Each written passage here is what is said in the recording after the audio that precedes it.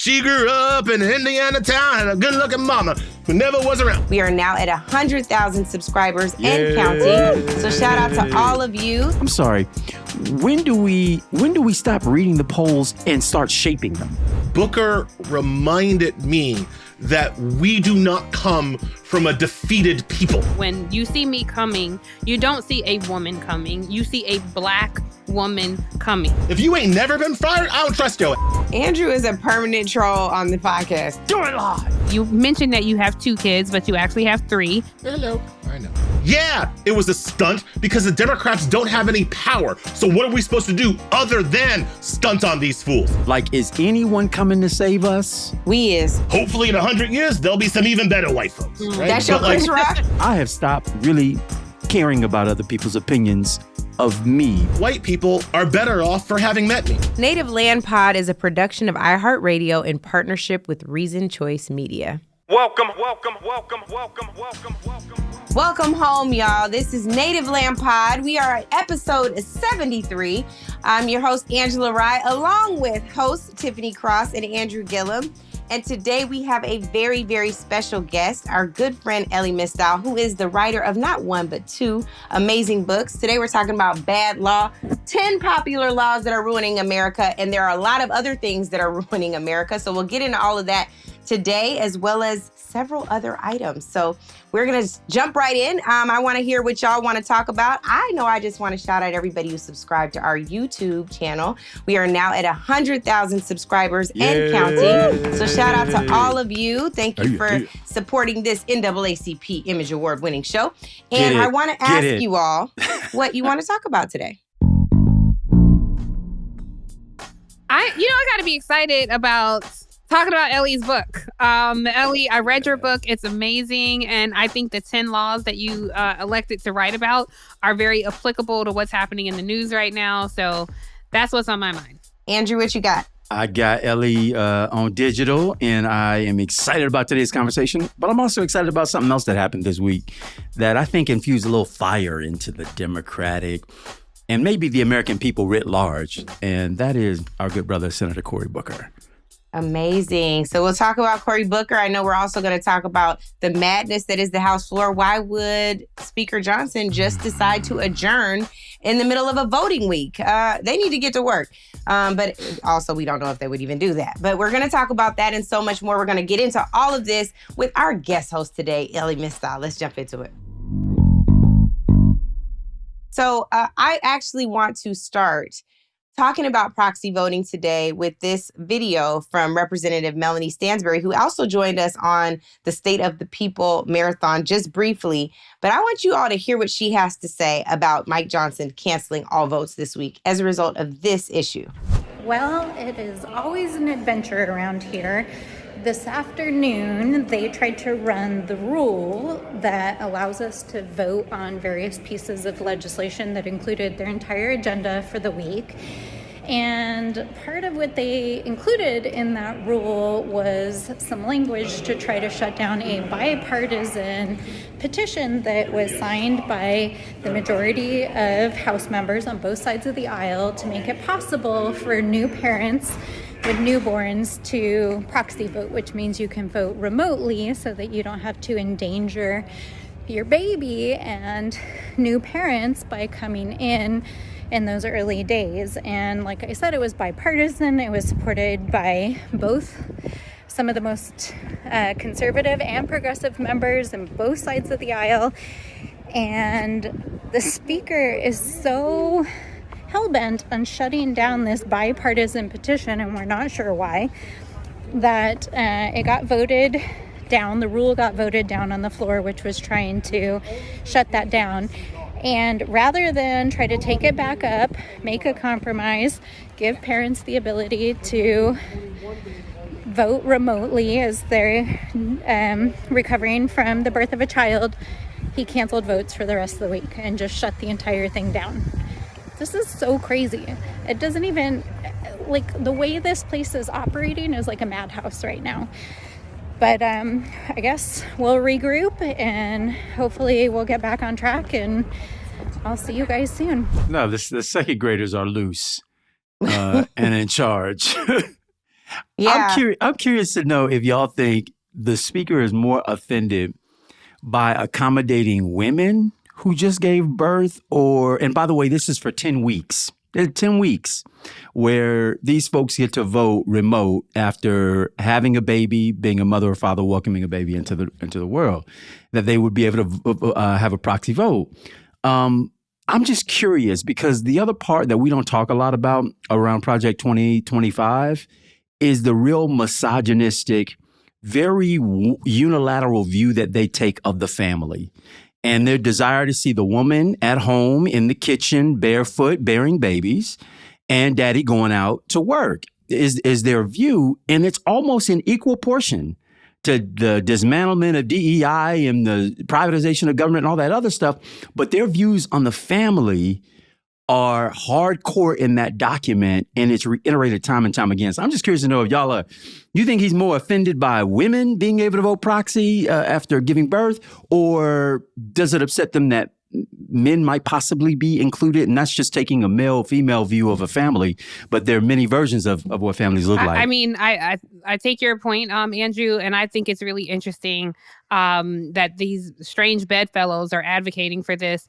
And look, Anna Paulina Luna, who is the other person at the center of this controversy, is from your neck of the woods, Andrew, and further south than me, but yeah, in Florida, and she is batshit crazy, an election denier, and it's like you voted for the same people who are denying you your right to vote. Which brings me to this literary masterpiece here, because Elie, one of the first pieces, the first laws that you talk about is voter suppression. And this is a form of voter suppression geared towards elected members of Congress. So I'm curious your thoughts on this.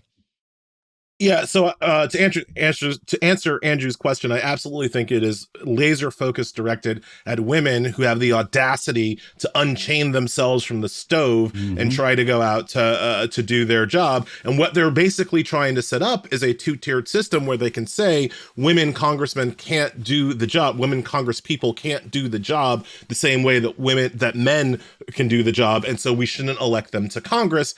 And that is the thin end of the wedge to more generally restrict voting rights for women in general. I think it's laser focused on the misogyny and the family issues. And it's also like one of these things, and I talk about this a little bit in the book, if you think about like how this country is structured and the deep roots of misogyny that are layered into this country, here's a pop quiz. How many legislatures in American history have been controlled by women, have had a majority women in the legislature? 0. Right? And the answer is, of course, never in Congress. Not once in American history has Congress had a majority of women. The first one was Nevada in 2018. That had the Nevada State House had a majority of women over men. Wow. When you think about the fact that women have made up about half of the population forever, because that's how DNA works, and yet women have only made up the majority in a few state houses post 2018 and never in Congress, you can see how this entire country is kind of by men for men, consistently stamping on the women's right to vote, right to choose, right to do anything other than have babies and make sandwiches. And so in the book, I talk about how the very first voter registration kind of proposal was in Massachusetts in 1800. And there was this back and forth between the Attorney General of Massachusetts and John Adams, who would go on to be the second president of the United States. And the Attorney General was arguing that they should lower the property requirements for white men to vote, right? Because remember, this is the 1800s. You know, black people aren't voting because they're not considered people. Women aren't voting because they're not considered people. Poor white men are not being allowed to vote because they're not considered people. And they're trying to lower the property requirements for poorer white men to vote. And Adams, opposing this measure, literally says, well, if you let poor white men vote, I mean, what's next? Women voting? I mean, come on, guys. Like, that's his literal argument in a letter. So the misogynistic roots of this country are deep. I make an argument in the book that the 1965 Civil Rights Act is the most important piece of legislation ever passed in this country, because not only did it take us out of our apartheid past, it's the first law that made full, fair, and equal elections even a possibility on paper. People also forget, before the 1965 Civil Rights Act, the 19th Amendment, which gave women the right to vote, didn't mean jack for Black women. Mm-hmm. Black women were not voting because white suffragettes won the privilege in the 19th Amendment. No. They had to wait until the 1965 Voting Rights Act to even have a shot at voting, which is why that piece of legislation is so important, and it's why the Republicans are always trying to tear it down. Can I ask you, Angela, because you're the only person among us who has worked on Capitol Hill, how does it work now? If somebody's pregnant, like, how did your members, as a former executive director of the Congressional Black Caucus, if somebody had to be out, how did it work when a vote came up? It didn't, but I was going to mention that some of the background on this that I think is important is that there was a member of Congress, a Democratic member from Colorado, who had some challenges around the birth of her child, and asked for proxy voting. This is a bipartisan measure, as crazy as you say this woman is, who left the Freedom Caucus behind this issue. There are some moments where permanent interests trump your permanent enemies or your permanent friends, as we always talk about. So I think that it is important to understand that when there was a national crisis, the pandemic, they voted by proxy. There was a piece in here that would have allowed someone, not just the 12 weeks of a new mother, but also if they're experiencing a serious medical condition. There are a number of members, including Sylvester Turner, who passed literally the night of or the day after the joint address from Donald Trump, that are in the middle of health crises. Congresswoman Sheila Jackson Lee, who had cancer, right? Congressman Cummings, who was very ill. Donald Payne Sr. and Donald Payne Jr., who were very ill. There are always reasons why your humanity should lead first. And what I would agree with you on, Tiff, is this question around what did you expect from this party that doesn't want to democratize access to healthcare because health issues and concerns and challenges and conditions are absolutely nonpartisan, but they still want to make you pay for healthcare costs at a premium unless you're a healthcare or health insurance company. Chip Roy, who last night tweeted, or Tuesday night when this happened, tweeted, "Proxy voting is unconstitutional and will be abused and expanded. Show up for work or don't run for Congress." Well, God forbid that life happens to you, friend, because that is what we're dealing with. How can you not account for a health emergency, something with your child? Human beings are what make up Congress. Congress is not an institution that exists and is run by robots, although sometimes I wonder, given the conditions of the heart, if they are or not. How could you vote that way? It's insane to me. Can we also talk about how shittily this country treats new mothers generally, and especially from the party that claims to be pro-life and pro-family? Their president just dropped an EO on IVF. Elie, I like to tell people, never, I do a lot of TV for free, right? And I always like to tell people, never discount the male privilege that allows me to do so much free television at a moment's notice, right? Because I got two kids. I got a 12-year-old and a 9-year-old. And yet, if you call me at 5 o'clock and say, can you be in studio at 8 o'clock? That's hard, but I can do it because my wife is going to be home to take care of our children, right? Flip that around. And in a lot of households, how many women are with partners who can drop their jobs and are willing to drop their jobs and drop their careers at the drop of a hat because the woman gets called into the studio unexpectedly at 8 o'clock for free? How many women are with husbands that are going to do that, or with partners that are going to do that? Mm-hmm. Not everybody. And we're not even talking, and I know I'm looking at Tiffany right now, we're not even talking about, Tiffany has to get into the studio, 3 hours before me to do the this and the hair and the whatever to make sure they're right. Whereas I can just roll my fat ass up whenever I want with to. With the pick and tack. With the pick in the hair and be like, yo, I'm good to go. Let's roll. Right?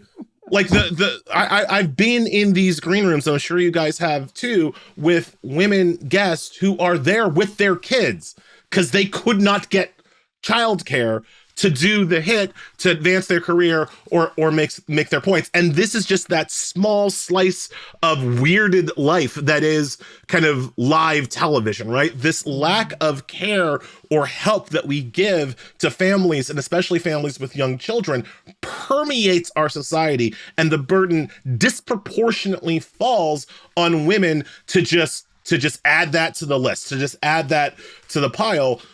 That's on our society. That's on not a lot of people not having the best partners. There are lots of ways that we can skin it, but the party that most often talks about family, talks about life, talks about the sanctity of the family is also the party that makes it as hard as possible to raise children in this society. Absolutely. You know, speaking of the party that's making it hard, I think this is a good moment to talk about someone that was calling out all of that party's hypocrisy, and he did it for 25 hours. Let's roll this, Nick. And so I've tried over the last 25 hours and 1 minute to center the conversation back on what will we do of good conscience. People who are saying, I served this country, I risked my life, shouldn't be able to keep my job. People are saying this country once made itself the envy of the world because we invested in high quality education for every child. I don't like what's going on at the end of the Department of Education. People are saying I worked harder than I ever have, but the prices on everything in my life are getting higher. People who are saying that the America I learned about in school, the one where people's rights are protected, the people are saying that why are we yet again going through another healthcare battle that threatens millions of people? The people are saying that I'm worried about the financial security and the future of my country, the voices of folks. And so I end by saying simply this: where I started was John Lewis. I don't know how to solve this. I don't know how to stop us from going down this road. Chuck Schumer's now told me that they're greasing the skids to do these things. I'm sorry, but I know who does have the power. The people of the United States of America. The power of the people is greater than the people in power. It is time to heed the words of the man I began this whole thing with, John Lewis. I beg folks to take his example of his early days where he made himself determined to show his love for his country at a time the country didn't love him, to love this country so much, to be such a patriot that he endured beatings savagely on the Edmund Pettus Bridge, at lunch counters, on freedom rides. He said he had to do something. He would not normalize a moment like this. He would not just go along with business as usual. He wouldn't know how to solve it. But there's one thing that he would do that I hope we all can do, that I think I did a little bit of tonight.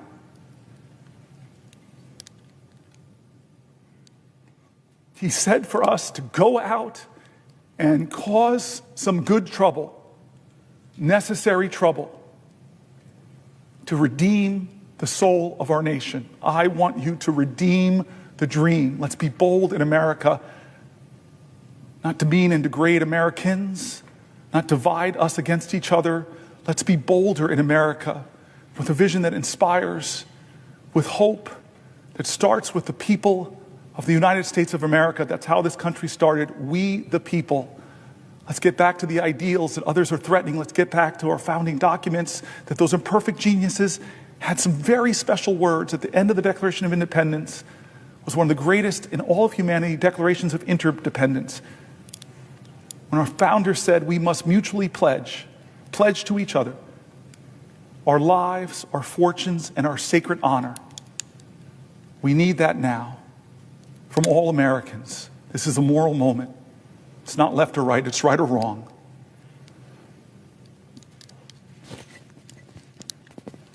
Let's get in good trouble. My friend, Madam President, I yield the floor.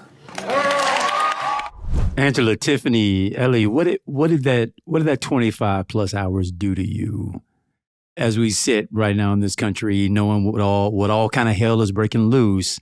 I'm just curious, given all the critique that's come down over the transition of power since Trump resumed office, I'm just curious what that did for you emotionally, spiritually, intellectually, mentally, whatever. I'll yield my time to Elie, but can I just give a quick history, why this was so significant. Because one of the frustrations I always have is how the media missed it and missed this moment completely without giving context.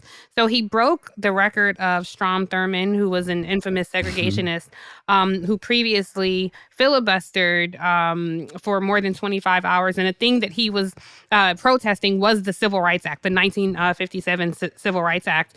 And how he sustained himself is he had one foot off the floor, and it was a bucket where he could relieve himself. So he could keep one foot on the floor, and he ate little bits of hamburger meat just because he was that incensed about giving equality to people. And I think why it's so important to put that in context for our listeners and our viewers is because as those civil rights are getting rolled back today, Senator Cory Booker, and Angela, you'll correct me if I'm wrong, this wasn't a filibuster. This was an open debate. And so it was a speech, right? And so he, I kind of feel I think Angela had some frustration with me some weeks ago. So I'm like, I don't know what to do. Like, I feel hopeless. And she's like, well, what are you doing? Like we have things going on, like get a part of this fight. And ever since then, I have to say, I've been feeling a little more hopeful every day. And that moment gave me hope. Being a part of a fight gave me hope, and seeing him do that gave me hope. So I think the historical context there is so important. And shout out, because this isn't just a podcast. This is an area where we can come and talk about these things and be honest about feeling discouraged. And on that particular day, I got some encouragement. So. Yeah, I guess I'll speak to the spiritual first before I speak to the intellectual part. And spiritually, and I am not a spiritual man, so that is even a little bit weird for me to say. But I think that I echo Tiffany so very much when I say that I am tired. I am often despondent. The part of me that people see on the radio, on television, that takes such incredible energy. And when the camera goes off or when the mic goes off, that energy just drains out of me, and I feel so tired and scared and worried about my family. And I was literally went to bed at 8:00 because I had to get up at 3:00 in the morning to take a train out of Boston. And when I got up at 3:00, he was still talking. And when I got on the train, he was still talking. And when my train came in, he was still talking. And I was looking at that man and I was like, fool, you're the one who's tired? Nah, bro, you don't, it just reminded me, I don't get to be tired. And not just because Cory Booker wasn't tired. I've talked about this before, but I'll do this thing sometimes when I'm feeling really down, just really like, I can't go on. I can't fight these people. I should just move to Montreal. I should just move out of the country, right? And I'm like in a CVS and I'm seeing all these white folks in the CVS and I'm like, you probably hate me. Maybe I hate you too. And I'm right. And then I think, what would Frederick Douglass say? Right? If Frederick Douglass was right next to me in the CVS, what would he say? And he would say, bro, you're tired? My man, I was a slave, right? I taught myself how to read. I didn't have no Schoolhouse Rock. And you're tired, right?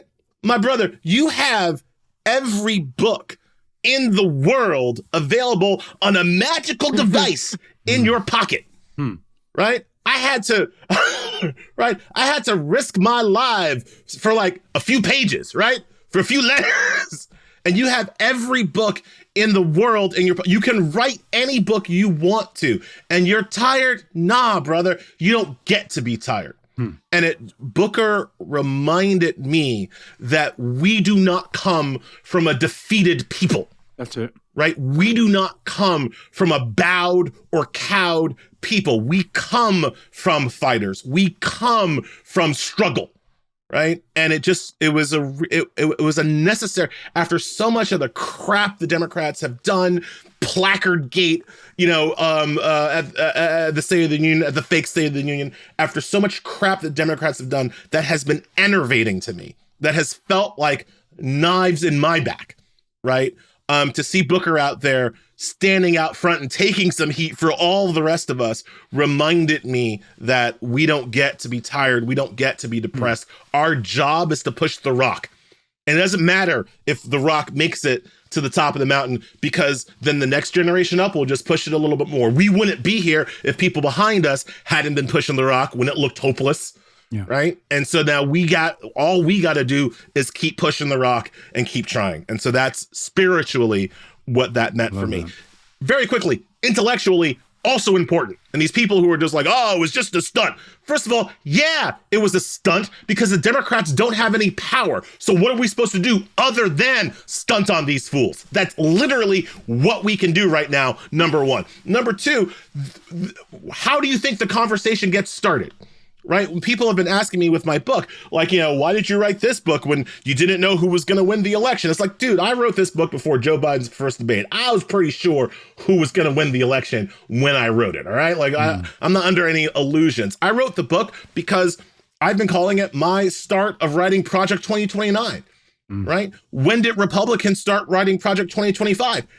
In 2021, when they had no power. When they had lost, when they had gotten their asses kicked and they were so pissed off, they tried to attack the Capitol and that didn't work. And that's when they started planning for 2025. So in the same way, this is when I start planning for 2029, right? And the thing about Booker is that he reminds us that you have to start from somewhere. You have to build momentum and build the conversation from somewhere. And he's obviously a person who is trying to start and build that momentum that, sure, will not have an immediate effect today, but it's how we build forward. We're too much of a nation of frontrunners, right? We're too much of a nation of like, if we didn't win, if we can't win tomorrow, then it wasn't worth it. No.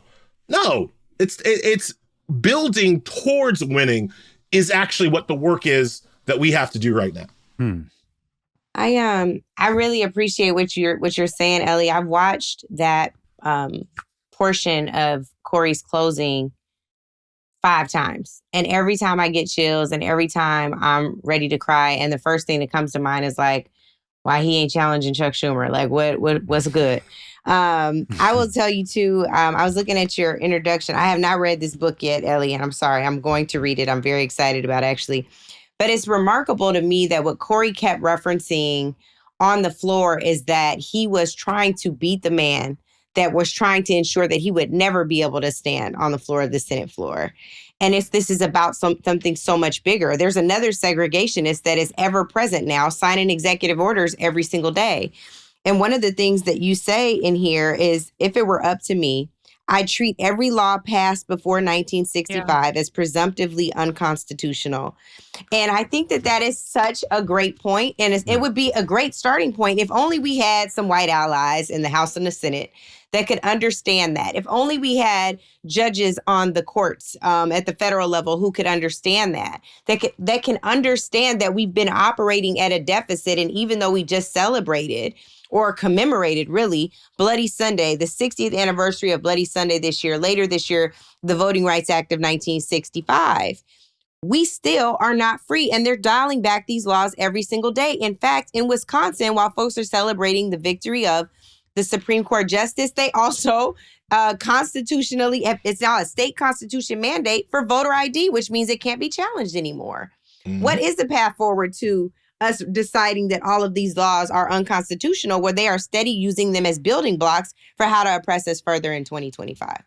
Yeah, well, you got to get Democrats and, as you say, white allies and black allies ready to fight, like ready to understand the need to repeal these laws. That's why I wrote the book, and ready to basically not give these laws nearly as much credit. If all you've got for why we should do X versus Y is that an old white man said so in 1921, you can miss me with that, right? That is not a winning argument to me. You have to give me a present day reason for why your idea or your law should exist. That we used to do it that way, that's not an argument. That the slavers really wanted it that way, that's not an argument. I don't care what the slavers wanted. But one of the things that I believe we have a problem with as a country, as a party, and sometimes as a people, is that we accept the bad note, right? We accept the bad as like, there's nothing we can do about the past. We can only look forward to the future. No, we can do some things about the past. At least the parts of the past that are still like reaching their hands out to grab us and hold us back now. No, we can do something about that, right? And that's kind of what I try to refocus and reform the debate around. Like, these things in the past that still affect us today are things from the past that still need to be stamped out and fought. And it's not enough to just do the back and forth of comedy of like, oh, well, this is how we always did it, so it's how we're going to continue doing it. No, miss me with that. Elie, I think you're doing something much, much deeper than that. And that is, and I'd like you to give us some guidance and the listeners some guidance on this, is we're almost always operating from the place where the table is already set. Right. Where we're not adding anything new to the table. We are barely taking anything off. If anything, we're just mending the glass that broke on the table. But we are all accepting what came before. And I think in thinking about getting rid of a whole set of laws that pre-existed a date, you are tapping into your imagination. You are deepening into what it is to, if we had a blank sheet of paper, then you just start writing from the blank spot. And I like to know, where do you give yourself permission? And then how do we give others permission to think about just society in general, wherever we are, at our local level, at our counties, state, national level? How do we begin the process of decoupling ourselves from a commitment to what has been to really affirmatively saying, you know what, man, if I could dream, this the shit I do. This is what should be, right? This is what should be. So I have two answers to that question. One, I didn't come up with this. I learned this by watching South Africa, right? Because South Africa had a racist, horrible Boer constitution, right? And when they got free, Mandela's free and Matt Damon wins a rugby game and like all this stuff is going on, right? What did South Africa do? Did they just go say like, oh, our old racist constitution, we're just gonna make some amendments and, change some of the terms and now we're good? No, they were like, get that out of here. Get it straight out of here. Throw it out, the bath, the water, the baby, all of it, throw it out. We're starting again. And we're starting again this time, asking everybody, not just the white folks, right? South Africa had a whole different constitutional convention that included, yes, the majority black population, but also whites. Whites were not unrepresented in the new South African Constitutional Congress, right? And they wrote a new document, which now stands as one of the best written constitutions in the world, if you ask legal scholars and human rights watchers. South Africa has exceeded our constitution because they started again from first principles, right? So that's number one. Like the idea that, put like this, the idea that my people were kidnapped, captured, brought here, enslaved here, got free, but then still have to live under the laws as they were understood by their enslavers? Nah, that ain't freedom. That ain't freedom. That is a different form of capture, right? You can go back throughout history. You don't have Vikings getting, kidnapped by the Romans and then getting free and then, oh, I'm just going to stay here in Rome and live no, that's not how it happens, right? So if we're going to be free at some point, we have to address the terrible laws and terrible principles of the past as brought to us by our enslavers, right? So that's kind of big picture number one. Number two, just on the ground in the trenches, never accept the premise of the question. Never accept the bad premise of their questions, right? Never accept that we just have to wait a little bit longer for white folks to get a little bit better. And then, no. Like it's the fierce urgency of now that I'm talking about, right? We can right now start changing some of these things in our local communities, then statewide, and then nationally. And again, that's not something that I came up with. That is something that I learned from watching Republicans. Because when Republicans take power, look at how they use it. They use it maximally. I made the argument that Republicans come into office with a sledgehammer and they just smash things. They smash what they don't like. They smash what they think is holding them back, right? Democrats come into power with super glue and sellotape. and we're going to duct tape the thoughts back together and protect the institutions and that. No. And I'm trying to talk about, let's come into power, if we're ever allowed to have it again, with a sledgehammer. There are other things that we need to smash. That's why you'll never hear me really defend institutions. I'm not an institutionalist, because the institutions, most of the time, are especially to me. Trump is taking a piss all over the FBI. You don't hear me saying, like, we need to restore the FBI. No, the FBI. Amen. I don't think that we should take it down the way Trump is taking it down. I don't think that we should politicize it and turn it into truly a secret police the way Trump and Kash Patel want to do it. But I don't think that what we really need to do is just go back to the way the FBI worked when it was, I don't know, not investigating Brett Kavanaugh. No, I don't think that FBI was any better. Right? No, we need to fix and reform the FBI, but I'm not going to defend the institution of the FBI. I'm not going to defend any institution. I'm not going to defend the institution of the filibuster. Are you kidding me? That's terrible. I hope, and one of the reasons why I was pissed at Placardgate, I want the Republicans to right now be forced to break the filibuster. I want them to have to break the filibuster in order to get their horrible agenda through. Because it's clear to me that only Republicans have the stones to do it. Democrats will never have the stones to do it unless Republicans do it first. So I want Republicans to break that, so then if we ever get power again, we can break it right back. Ellie, I want to talk about some of the things that you write in your book, because one, I could listen to you and Andrew talk, because Andrew, I would argue, is our resident institutionalist. So and then he has these very eloquent questions that he asks you. But some of the things, one thing that I loved about your book is I didn't go to law school, and so I typically. Well, I typically ask people who did go to law school, explain things to me. And Angela and I have a friend, Albert, and he's always saying, like, read the opinions. Like, they're written in a way that they are, digestible for people who didn't go to law school. And your book is written that way. The intro that Angela is referencing, your whole thought process about erasing every law before 1965 is written in such a witty way that's funny, but also it enrages you. And the way that you break down these laws, one question you ask, which is that your chapters are all questions. And you say, how can you murder someone if you didn't kill anybody? Another chapter is, how did they fit the federal budget inside people's wombs? And it starts you out at these big overarching themes, and then you go into these stories. And your breakdown is so amazing that I was able to get through this book so quickly, and I understood every piece of it. And I have the pleasure of knowing you, so I could text you as I was reading. And it was just so well written. I so want to ask this question, but I would be stealing it from my brother, Andrew.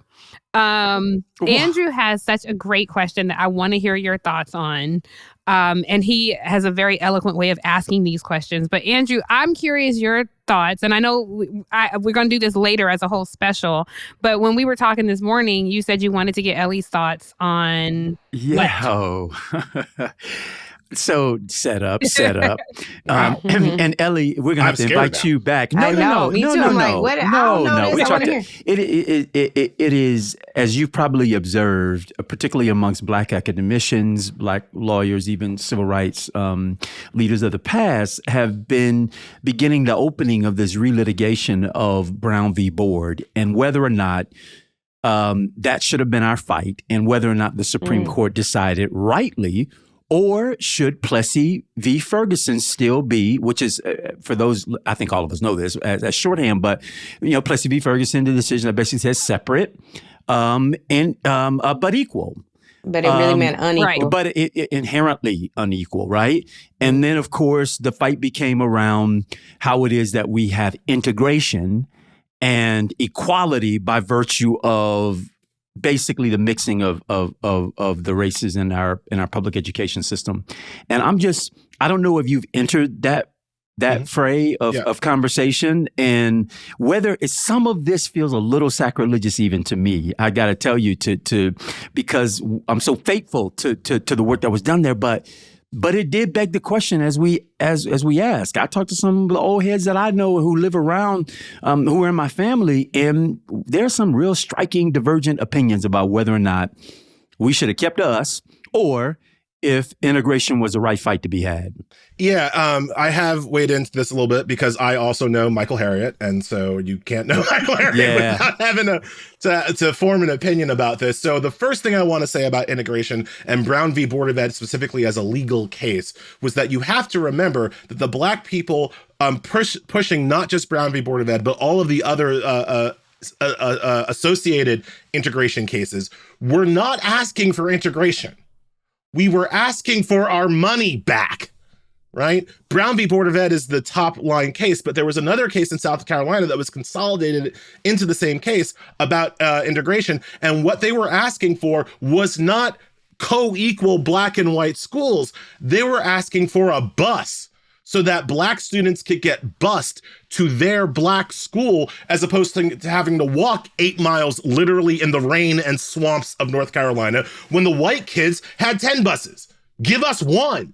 We pay taxes. Give us a bus for our kids. That was what they were asking for, not to go to the white school, but to have the opportunity to make the Black school as best and accessible as it could be with the taxpayer money that the whites were already extracting from our community.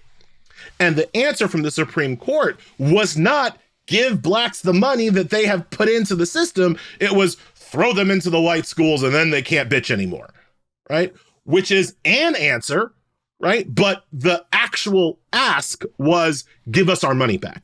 And you see this happen all the time in litigation around Black issues where we're asking for one thing. And even when we win, the court doesn't give us what we asked for. They give us something else. They give us what they think is the most beneficial for white people, even when they agree with our point, to say nothing of what happens when they disagree with our point, right? So on that kind of 30,000-foot look at integration, always remember the quest for integration was not the quest to have the opportunity to eat lunch with Chip Harrington II. I don't give a damn about Chip. I don't need to hang out with Chip. I want the money. I want the money that our people have put into the system to come back out to our people at the equivalent rate.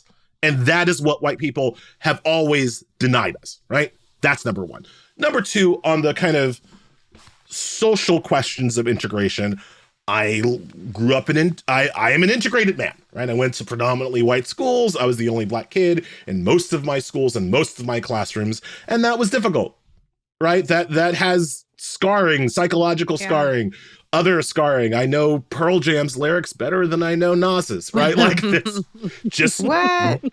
I do. I can sing you a Pearl Jam song right now at the drop of a hat. Let me hear. Give me some Tom Petty. Just real quick. Tom Petty. She grew up in an Indiana town, had a good-looking mama who never was around. Like, I can do them all, right? Because I went to white schools, and that's just how I'm gonna roll, right? So that scarring, never goes away. I do believe that integration was great for white folks because Chris Rock has this great joke. All Black people can do is wait for better white folks to show up. The white folks right now, a little bit better than the white folks 100 years ago. Hopefully in 100 years, there'll be some even better white folks. Right? That's your Chris Rock? That's my Chris Rock. That's about right. Depends on the movie. Right? Like you got it. Like integration, I provided value to the white folks who met me, right? Throughout all of my education, right? I was doing double duty. I was educating myself, but I was also educating them. Yeah. And now those white people are better off for having met me. Their children are better off for having met me. Their children are better off from having met my kids. I am an educator of white folks, right? And that is part of the way that we make a better generation of white people. So kind of utilitarianly speaking, I think integration was great for the country. Was it great for me personally? I don't know. That's hard to say because it's hard to then unravel all of the other things. If integration comes, but the money doesn't come, then it was clearly then segregation was clearly worse for me. In this kind of Wakanda future where we don't have integration, but we do have all of our money, am I better or worse off? That's really just hard to say, right? It's hard to project into some truly at that point science fiction future where Black people receive all of the resources we need and deserve and then live in a separate society. If the white folks ever, it'd be interesting to try, right? If the white folks ever wanted to pay us back, give us our reparations, give us our back pay, and then give us the land that we should have, right? I don't know that we're worse off then. You want to get, because, I'm always like, you got to give reparations, but reparations without land means nothing. So we'll take whatever. We'll take New York, New Jersey, New England. We'll just take all that. Y'all can have Texas or whatever. We'll take our little enclave, north of Philly, south of Bangor. Like, let's go. Give us the money back, and we'll see what we can do. I think we would thrive in that situation. And I would like to play that out, but you understand, Andrew, that is a science fiction play. That is not something that's actually going to happen. Given what white people are actually willing to do, I think integration is probably the best answer. I got to ask you on this, and if we can take it to the 30,000 feet level for some of the more basic among us, I will be one of the basics. I think that there's this remarkable conversation that's happening right now about like how we meet the moment. What are Black people supposed to do for ourselves right now? There's a debate about whether or not we should be resting or working. You already said, like Frederick Douglass told you probably through this pick, brother, you don't get to be tired, right? Like, so we understand all of that. But also, we still get questions every week, Elie, from somebody in our audience, like, what do we do? Where do we go from here? What's next? And I know I'm gonna put you and Tiff on one side of the doom spectrum and me and Andrew on the other. But if you were tapping into the hope that comes from the ancestors, the work that you know that you stand on, the fact, like, the bar today for me is white folks are better off for having met me. Okay, like, I know I stay educated, but I love it. I love it. Like, I should have reparations for two reasons now. I didn't touch your ass and you to work my ass to death. Like, I get it. And I just would like to ask you in this, what is the thing that would make you feel hopeful? Even if you don't see it right now, what is the thing? Like, we know there's bad law. Where's the good law coming from, Elie? We know that, that we have to fight back, that is our most reasonable service. But what does it look like to get to the point where we can rest? What is that version of America? Are you just like Jeremiah Wright, God America? Like, is that where we at? The version of America where we can rest, that's too hopeful for me. I don't. Andrew, that's on us. That's on us, Andrew. I hear you. I don't see the version where we can rest, and it's partially, again, I have children, and so I want to answer this question this way. Yeah. So my mother was born in 1950 in Mississippi, segregated South, Black woman, has horrible stories about her father, I'm a quarter Chinese, her father was Chinese. And so in the South, the Chinese men got to be treated like half white. So my mom couldn't go to the one library in her town, but her dad could go in. And so she's got horrible stories about kind of waiting on the steps of the library, waiting for her dad to check out books for her, while she's sitting on the steps and the white people walking by are just calling her everything but the son of God, saying, you can't go in there. You can't go in there. She's like, I'm literally on the step, right? So that's where she starts, right? And then I show up and I do whatever I do. And, Barack Obama gets elected. And she's like, we won. And she's so happy. And then we start losing. And then we start losing and losing and losing. I can see it just wearing on her face and her soul. And she says to me in 2017, right? So not even the second eruption of racial violence. In 2017, she's like, I cannot believe that my grandkids are going to have to fight the same battles that I fought. You couldn't have told me in the 60s and the 70s that my grandkids were going to have to fight the same battles that I fought. As a Gen X Black person, I realized that I grew up in a bubble, in a time bubble, in a warped bubble where for a brief moment, this country was actually interested in moving forward. This country was actually interested in integration, in justice, in fairness. That was a bubble. That wasn't what my mom grew up with, and it's not what my children are going to grow up with, right? And so when you say like this point where we can rest, no, we can never rest because they will always try to take it from us. Yeah. You know, one of the things that I have learned for sure about white folks in this country is that they never take a loss as a defeat. They never take a loss as the end of the story. They don't retreat. They reload. And they will come. If we win a right today, white folks will be at the door trying to take it away tomorrow. So there is no rest. No, never rest. Because they will always try to get it. That said, what would make me feel like we are winning or that we're winning more than we're losing? Well, first of all, you'll see why I'm stopping for a second.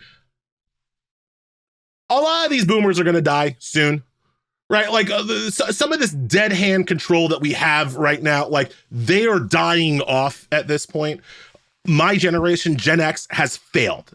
As a generation, Gen X has failed, and we need to own our failure. We had an opportunity to push the ball forward. As a generation, we failed, but the millennials haven't failed yet. Gen Z hasn't failed yet, and I don't think they're gonna fail, right? So what gives me hope is when I see younger people taking up the mantle and pushing that rock forward. And every time I go into one of these rooms, and you know, Angela, you guys know the rooms that I'm talking about, right? Where we're in rooms where we're really old people, right?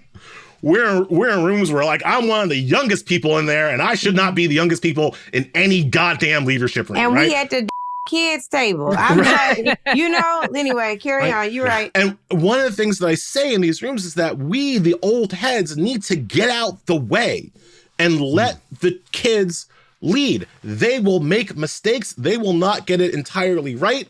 But, you know, I'm a dad. I show up at the game with orange slices, right? I don't show up at the game to play, right? I'm not trying to score the winning goal or score the touch. I'm trying to bring the kids out for pizza afterwards, right? Yeah. Because I have things now that they don't have, like a mortgage. I've got, right? I've got disposable income. And, you know, and if they want to access some of my wisdom or experience while I'm funding them in whatever ways that I can and helping them in whatever ways that I can, that's great. But I don't get to lead it because my generation had a chance to lead it and we screwed it up. So what will give me hope and what makes me feel better is when I see these young people out there doing what they're doing. The Justins in Tennessee, right? Like, those are the guys that are our future. You know, I am already part of the past. And my charge is to simply help the younger generation fight battles that my generation fought and lost, but my mother's generation fought and won. I got goosebumps listening to Elie. I just want. They never take a loss as a defeat. Right? They never do. And it's so historically accurate when we look at what's happening throughout history. That's so accurate. I just want to make a quick reference. Angela, you talked about meeting the moment, and I just want to say, Angela wrote a Substack on the 5 ways to meet the moment. I think I got it right. Yes, the 5 ways to meet the moment. Yeah, so you all can subscribe to her Substack to get that. But Elie, you are. I mean, I really got goosebumps off that, and it's something for us all to consider. That white folks never take a loss as a defeat. If that is the case, then how do we move forward? And I would also say that Elie is more on the side of Angela and Andrew. Like, you are hopeful. I'm hopeful about this moment. Oh, because we can beat them. Just because we've beaten them before. What specifically that's do we what do? I want to know, Elie. That's what I was asking. What you talk about? Yes, tell us how we never have to accept the loss as a defeat. Tell me that.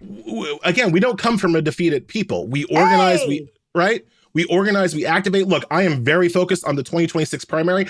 I don't think we're going to have a free and fair election, all right, in 2020, in the near term, right? I think it's going to be one of those things where, like, Trump, when he runs again in 2028, says, I won with 96% of the vote, like he's a warlord in, you know, a country that the Avengers have to go fight in Sokovia or whatever.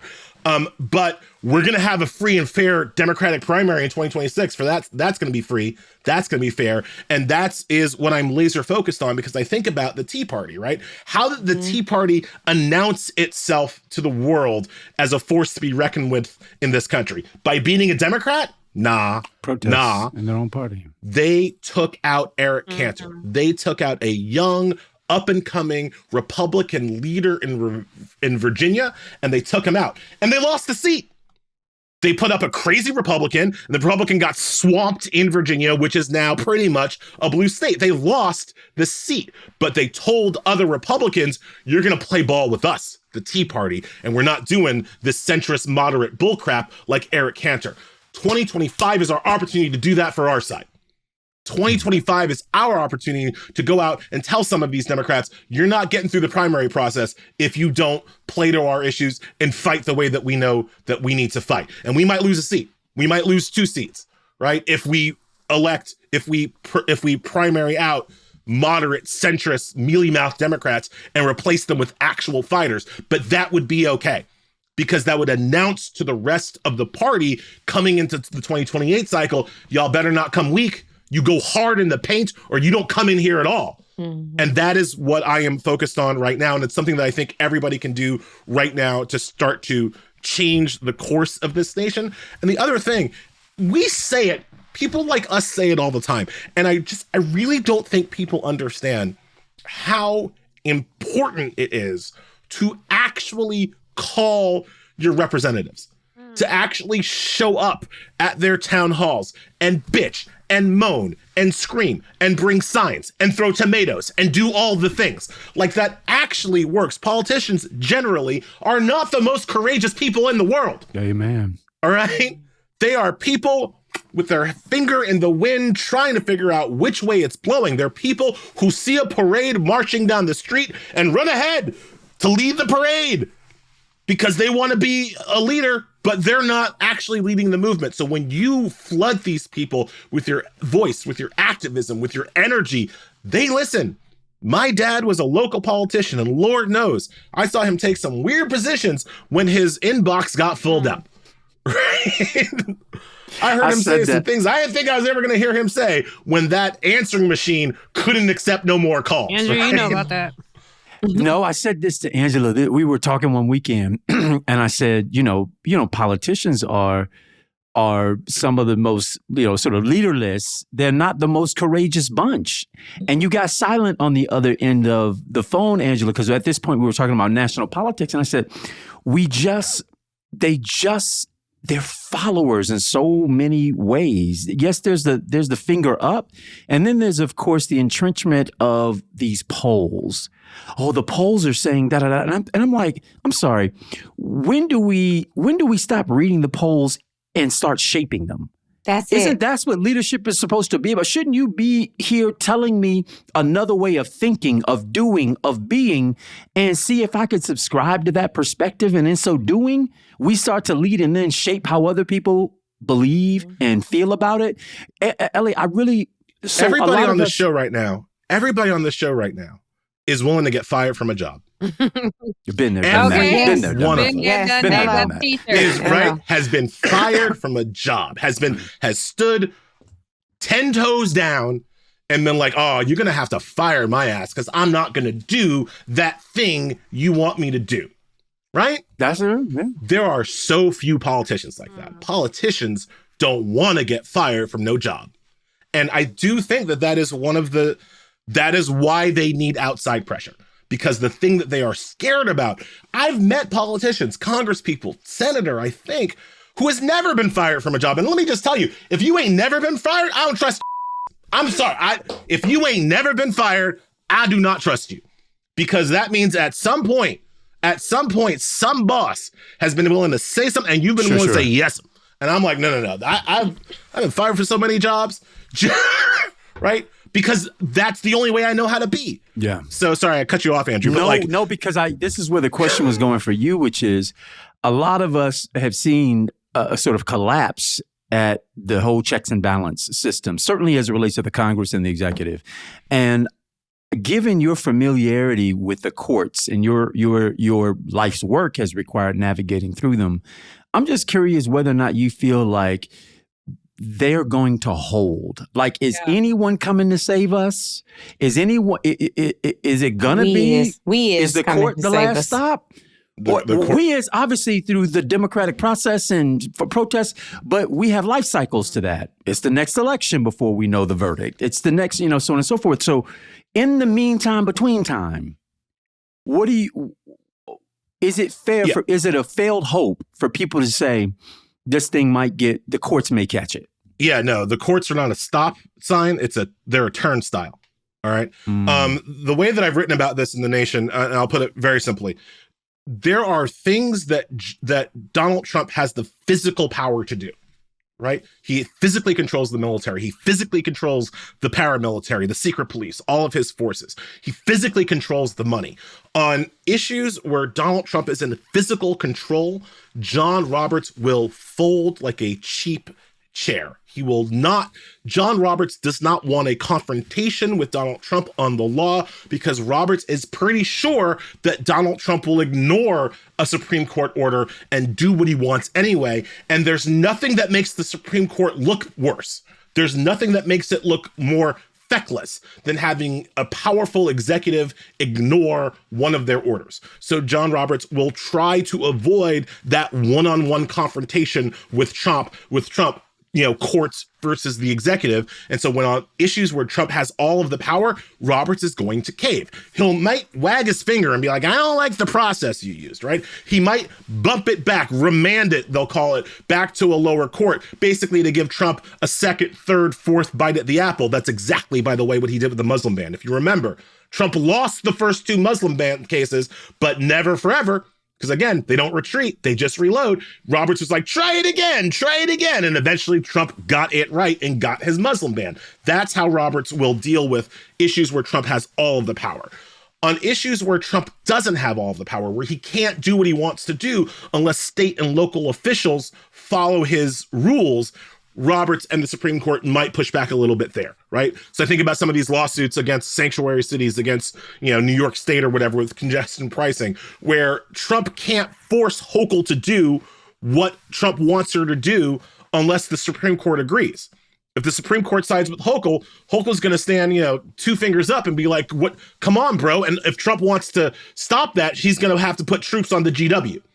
Right. So on those issues, I think Roberts might stand up. But on these issues of can he abduct people off the street and send them away for writing newspaper articles? Roberts is going to say he can.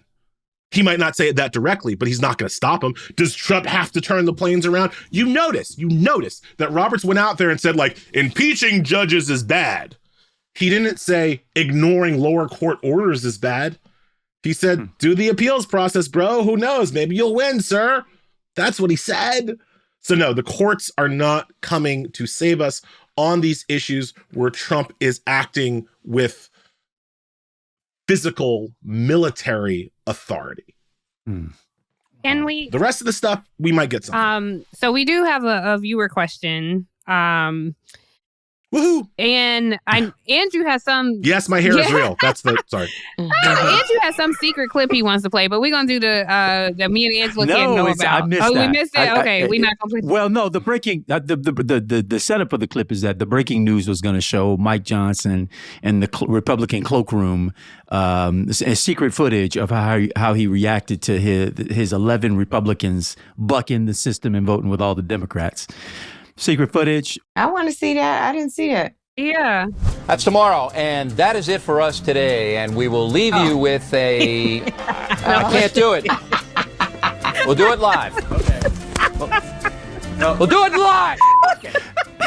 Do it live. I'll write it, and we'll do it live. And thing sucks. In 5, 4, 3. That's tomorrow, and that is it for us today. I'm Bill O'Reilly. Thanks again for watching. We'll leave you with Sting and a cut off his new album. Take it away. So yeah, that was Speaker Johnson's and I'm like, wait, that's footage. Bill O'Reilly. I knew when the bill came through. I was like, what's wrong I with knew him? exactly what was happening then. We'll do it live. All right. I'll write it myself and we'll do it live. We have a real viewer question. I don't know what the viewer question is. Let's roll that one. Andrew is a permanent troll on the podcast. Okay? What's up, Native Land Pod? It's BJ Brunius from New Orleans, Louisiana. And I'm going to tell you, I was triggered by this conversation. And let me tell you why. Because I don't know no black people who identify as gay before they identify as black. Not one. Straight people are the ones who make a big deal out of who we go to bed with. So the idea that we would identify first with who we sleeping with, when who we sleeping with is how the lens through which y'all view us, not the lens through which we view ourselves.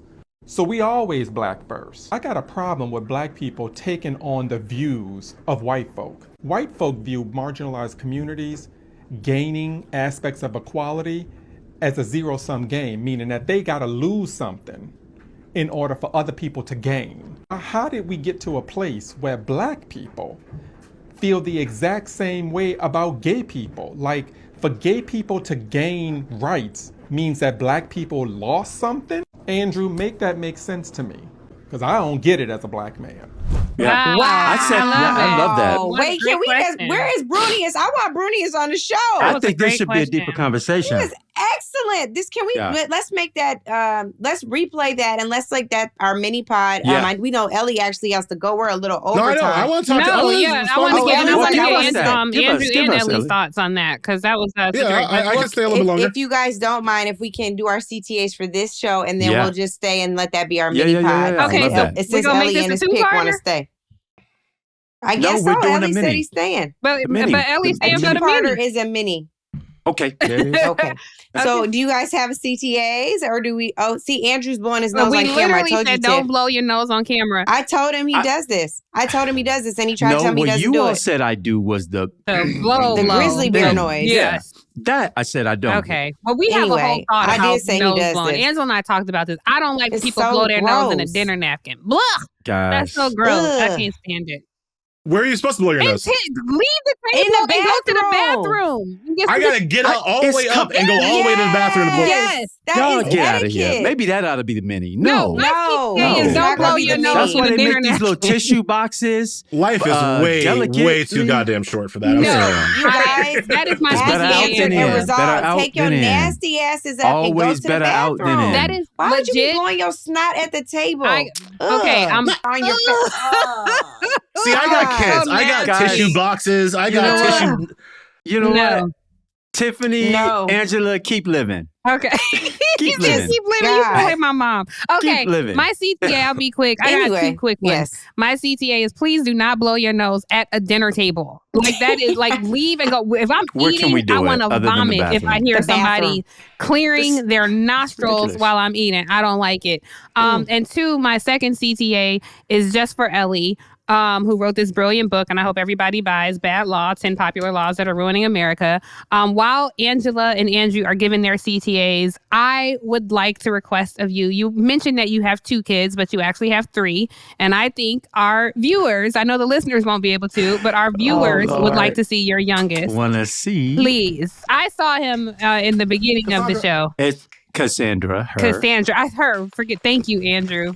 And I do know that she is not schizophrenic. So Cassandra. Oh my God. Not the cat again. Oh my goodness. Hello. I know. She's pretty. She's pretty. Like, why are we here? You even got me. Okay. She's waving. You got and Elie, calm down. This is Ellie's what do they call him? Service dog. It's emotional support. This is my zen animal. You know, because the thing about dogs that are really awesome is that the thing about dogs that are so awesome is that they don't give a shit. And you write about this in your book, by the way. I come home, she's not like, oh my God, did you see what Trump did? She doesn't care. Oh my God, how long have you been gone? Exactly. Do you have any food? That's what I would like to know. Rub my belly. Exactly. Get in my belly. Can I do a call to action besides please God? Yes, I give you. Yeah, take the flow. So obviously, first, buy my book. It's also available on Audible in case you like to hear me screaming at you. But the second call is absolutely, especially based on the conversation that we've had today, don't give up. Yeah. Don't give up. Yeah. These people, I say all the time, we are living in a fascist state. But let's remember, fascist states don't last very long because they always overplay their hand. Mm-hmm. They always overplay their hand. So don't give up right now. Don't turn in, turn out. And that's how we're going to get through it. That's real. I love it. Andrew, No, I mean, salute, by the way, to all those voters who came out in this last week and showed their might, their power, their strength, because we're also beating back the other side by winning at the ballot box. And in places where we haven't outright won, we have shrunk the margins in the very least by 1/2 of what they were previously in support of the Republican Party. So day after day, act after act, step after step, we're shredding them. I'm going to take from Elie. Tiff is normally our resident plagiarist, but I'm going to do that today. They never take a loss as a defeat. And I love that so much, because I do think that can become our own mantra, that we never have to take a loss as a defeat. We may lose the battle today, but we can certainly still win the war. And on that, we have launched the State of the People Power Tour. We hope that you all will consider joining us. I'm going to ask my podcast co-host to go on the road with us and see if we can't do some shows while we're moving around, encouraging people and being in solidarity with other podcasts. We can have a coalition-based podcast, but we want to make sure no matter what we're doing, that we are finding our hands to do something. We were on the Win with Black Women call on Sunday, and Dewana Thompson, who runs Woke Vote, was saying how after the election, something broke in her. And she was saying how being together and working on this project, the Power Tour, which launches in Atlanta on April 26th, has reignited something in her. And I got to tell you all, me and Lolo are talking to each other all the time about go to bed, you go to bed, you go to bed, you go to bed, you got to go to bed. But we are energized by what's happening. And there's something about not giving up in this moment that does feel spiritual, Elie. And so I'm so grateful that you said that we get to stand on the shoulders of our ancestors who never gave up because they believed in a better future for all of us. So I would just admonish all of you to sign up, to lean in, to volunteer. We have some incredible listeners and viewers on this podcast, supporters. Please tell us what we're missing. Tell us about that workshop that you could run in any one of these 10 cities. Sign up on State of the People at stateoftheppl.com. Native Land Pod will be present. We can't help but to show up. Hello. And so we ask that you all show up with us. Elie will be there too. We'll have him yelling on the stage somewhere, maybe in a few places. And he'll be slanging these books, y'all. So make sure you come out, show up. Remember to tune in wherever you get your podcast. We are available. Make sure you subscribe to our YouTube at Native Land Pod so that you can become, maybe the 101st thousand subscriber. To the 100K crew. Listen, and so we just want to make sure that we stay in lockstep with you. If there's something you want us to talk about, drop us a line. If you want us to hear your comments or your questions, send them in. Also, y'all, we had an amazing question from Brunius, who I was like, as soon as he started talking, I was like, oh, he's my cousin. He's a light-skinned Black man from New Orleans. We're going to run that thing back in a podcast that Elie even has to sit in. Elie got to go, and he's staying for this. So we're going to run that question in our next podcast on why do we move like white people? Y'all, we know better than this. But before we get there, as always, we want to remind everyone to leave us a review and subscribe to Native Land Pod. We're available on all platforms and YouTube.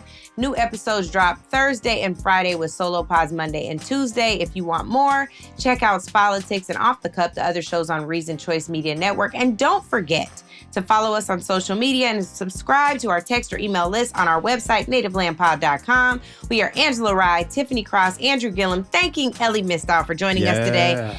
There are 579 entire days until midterm elections, and hopefully we'll be able to vote. Until next time, welcome home, y'all. Welcome home.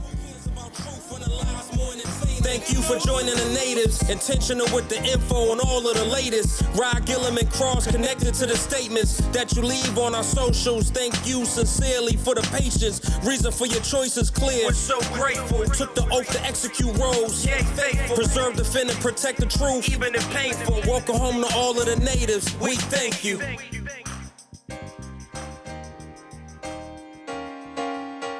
Native Land Pod is a production of iHeartRadio in partnership with Reason Choice Media. For more podcasts from iHeartRadio, visit the iHeartRadio app, Apple Podcasts, or wherever you listen to your favorite shows.